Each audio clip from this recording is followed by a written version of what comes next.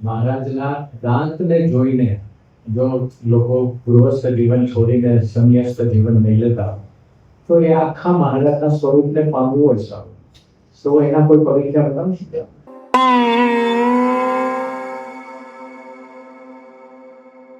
સરસ પ્રશ્ન કર્યો.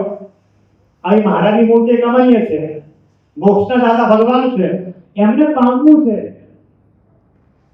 કોઈ બિલ્ડિંગ પર ચડવું હોય તો પગથિયા આવે ને, તો ભગવાનને પામવા છે, ભગવાન સુધી પહોંચવું છે, તેના પગથિયા શું? એવો પ્રશ્ન કર્યો એમને.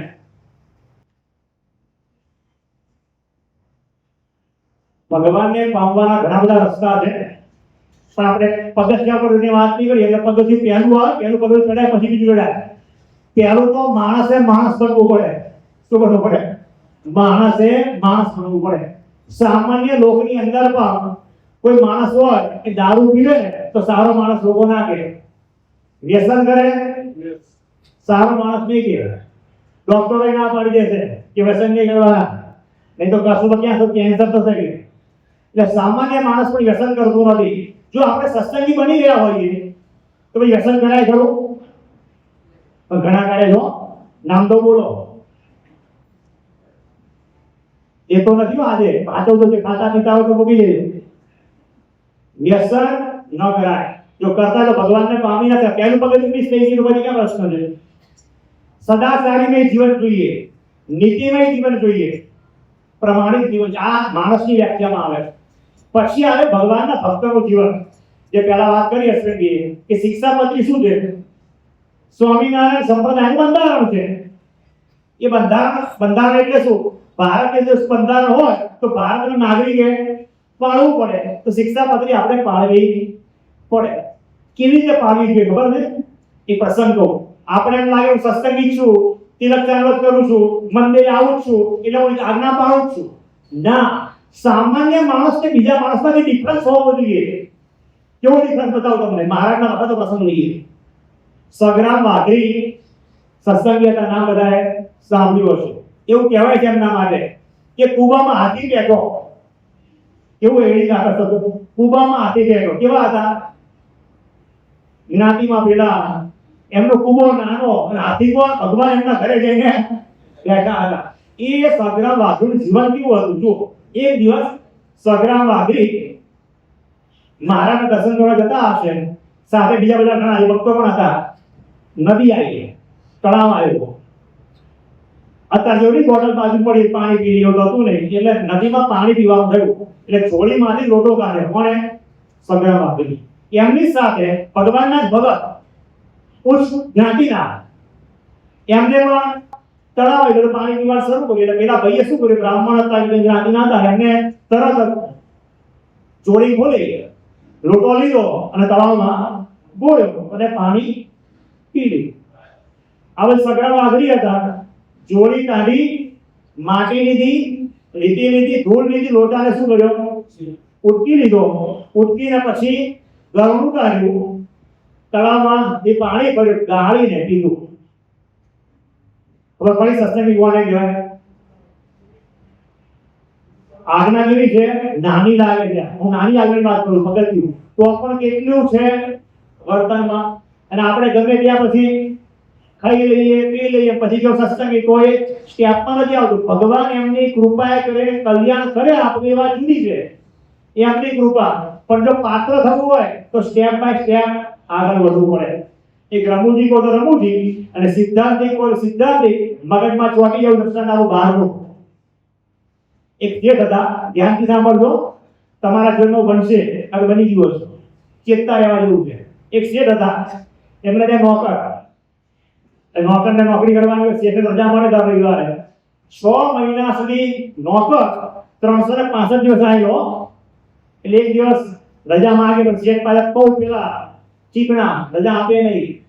એક દિવસ બહુ આકડા કર્યા. એટલે નોકર ખોટું બોલે શેઠની આગળ જઈને કે શેઠ, મારો દીકરો બીમાર છે તો એ તાવ બહુ આવે છે તો આજે દવાખાને લઈ જવો પડશે, તો રજા આપો. એટલે હવે શેઠને રજા આપ્યા છૂટકો રહ્યો નહીં. સારું કે ના આવતો કે નોકરે રજા લીધી અને કે સાહેબ પૈસા પણ જોશે ને, દવા લાવી છે તો 100-200 રૂપિયા આપો ઉપહાર તરીકે. એટલે વાસ્તવિકતામાં લાગે શેઠે 100-200 રૂપિયા આપી દીધા.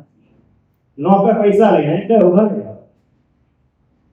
પછી ઘરે જઈને શું થયું આપણે આગળ લઈએ. રવિવારનો દિવસ હતો, સાંજનો ટાઈમ થયો એટલે શેઠાણી કે આપણે બહાર જવું છે. ક્યાં જવું છે? બહાર. એટલે શેઠ ને શેઠાણી એ શહેરમાં કોઈ સારી ટોપિક હશે, સત્સંગી છો, બંને પિક્ચર જોવા ગયા. ક્યાં ગયા? ભીખાભાઈ. એટલે ભીખાભાઈ જાય નથી કહેતો તો ભીખાભાઈ ના કહું છું ભીખાભાઈ માથે ના લેતા તો ભીખાભાઈ ચોટી પડશે બધા બધા. એટલે ટોકીમાં પિક્ચર જોવા માટે ગયા. બે બેઠા હતા આવો અને ખબર નહીં ભગવાનને કહ્યું હવે ચોકીમાં બેઠા પણ ટિકિટ લેવી કવર નંબર આવે કોના હાથમાં અને એ જ દાડે એ જ નોકર એના ઘરવાળાને લઈ છોકરા લઈને એને ચોકીમાં આવ્યો. બાજુમાં સીધાઈ હવે સીધા કહો હવે આને પેલો અંધારું ખબર ના પડી નાની પછી મોડા આવે બેસી ગયા આપણે બરફમાં પેલો ઇન્ટરવલ પડતું હોય ને તો લાઈટો થઈ એટલે શેઠ જોઈ ગયા નોકરને. હવે શેઠ આ કેવા શેઠનો પારો ગયો અલ્યા તું કહેતો તો શું મને અને તું અહીંયા આટલો પ્રશ્ન બોલ્યો અને એટલું બોલ્યો એટલે તું અહીંયા કઈ શું કર્યો હતો દવાખાને લઈ જઈ છે તું અહીંયા ત્યારે નોકર સરસ જવાબ આપેલો શેઠ તમે અહીંયા શું કહે છે કમલેશભાઈ કેમ કીધું તમે અહીંયા હું નોકર છું એટલે મારી જવાબદારી કે તમારે કામ જ કરો મને કોઈ છૂટ જ નહીં. હું છૂટ લઉં તો ખોટો કહેવાવ અને તમે કપાળમાં તિલક ચાંદલો કરો પૂજા પાઠ કરો તમે ટોકીમાં તમે અહીંયા કેમ કે શેઠ તો ફોટો બનાવવાનો પડી ગયો એ તમારો પડી જાય હો. એટલે સત્સંગે થવું હોય ને તો આગળ વધવાના સ્ટેપમાં બધા આગળ જવું પડશે. જ્યાં છે ત્યાં બરાબર માની લઈએ આપણી રીતે સર્ટિફિકેટ આપી દેવા ચૂકી છે. પછી આગળનો સ્ટેજ કેવું આવે આ નિયમ ધર્મ પાળવા બરાબર છે. પછીના સ્ટેજ આવશે ભગવાનને વિશે પ્રેમ લક્ષણા ભક્તિ. ભગવાનમાં પ્રેમ કરવો પડશે. આપણે શું કરવા પડશે? ભગવાનમાં પ્રેમ કેળવાય ને તો ભગવાનને આપણે પામી શકીએ. એટલે પ્રેમ લક્ષણા ભક્તિ પણ કેળવવી પડશે. આમાં શેઠને શું હતી? પ્રેમ લક્ષણા ભક્તિ હતી ને. રોજે 9 કિલોમીટર ચાલીને ક્યાં જતા હતા? મહારાજને દાદાના આપવા માટે જતા હતા. દર્શન ન થયા મહારાજના કરવા માટે ગયા તો 3 દિવસ સુધી ગઢપુરથી ક્યાં ગયા?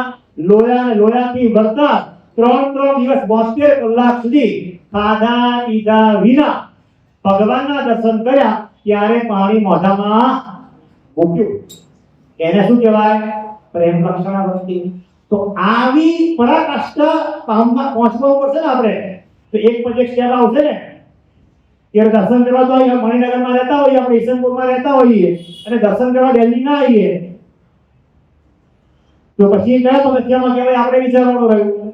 એટલે ઘણા બધા પગથિયા છે પણ હવે આગળ બોલ તમે એમ કે સ્વામી મારો વાર્તા ચાલુ હોય કોઈ નવો રસ્તો બોલો શું ચલો